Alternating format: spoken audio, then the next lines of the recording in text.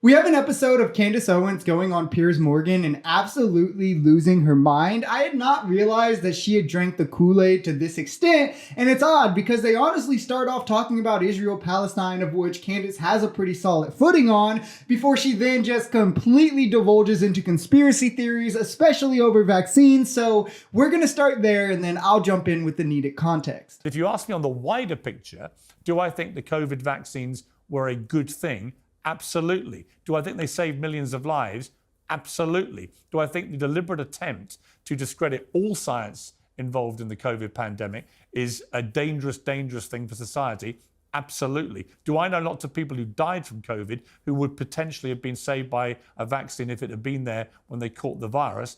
Absolutely. So do not take my one clarification about the ability of a vaccine to prevent transmission as being some great mea culpa that I think... That's a huge mea culpa, Piers. Well, that's a huge mea culpa. That's a huge mea culpa. Because that means that you let people to go out and to get an experimental vaccine in their arm and encourage them not to listen to independent voices that were saying, hold on. That's a huge mea culpa. People died from the vaccine. So you're talking about people that died from not getting it. There have been scores of people who died from the vaccine. Piers is absolutely right here, and what Candace is saying is completely out of right field. First off, if you look at the deaths from vaccinated people versus unvaccinated people, it's night and day. Like, it's not even relatively close enough to say, it's just as dangerous. And you can see where COVID deaths massively spiked even years after the original outbreak when the new variant started to come around, and that didn't happen for the vaccinated population. Any study that you want to look at on the matter shows that, especially with the original strain, but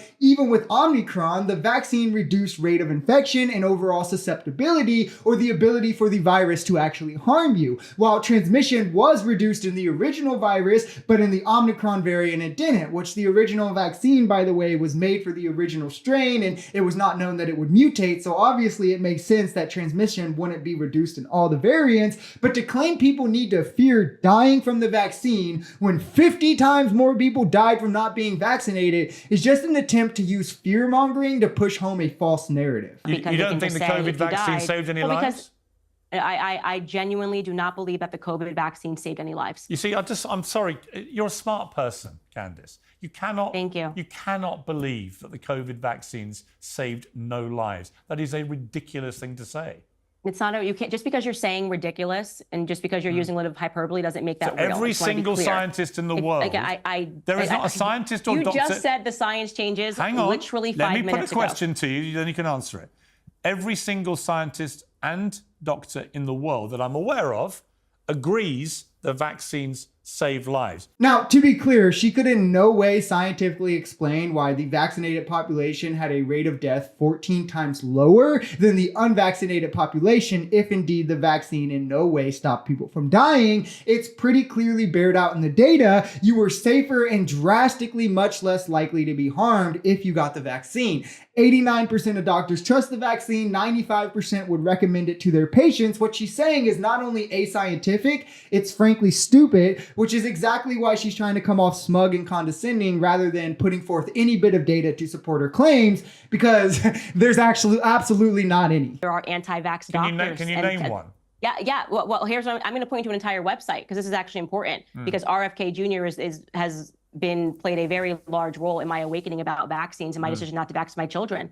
I recommend you go to the long list of doctors. childrenshealthdefense.org. Okay. That is his charity. Yeah. And they have multiple doctors listed. You can also go to Dr. Green Mom's website if you want a list of doctors who do not vax your children. Robert Kennedy is not at all the person you should be going to for vaccine knowledge. And if you are, I pray for you deeply. He would share a list of 100 studies that prove vaccines are linked to autism, only for when you look at the list of studies, you see that most of them had been widely debunked. Some authors had been stripped of their medical licenses for not being credible. Some even say that there's not a link. Like, some of the studies he shared show no link, and others have came out and retracted their studies. Furthermore, after a measles outbreak in Samoa, RFK and his organization went there to spread fear about being anti-vax and how it was the vaccine causing these deaths. And they met with other anti-vax professionals in the government and all these people in Samoa pushing anti-vax largely. And months after he left,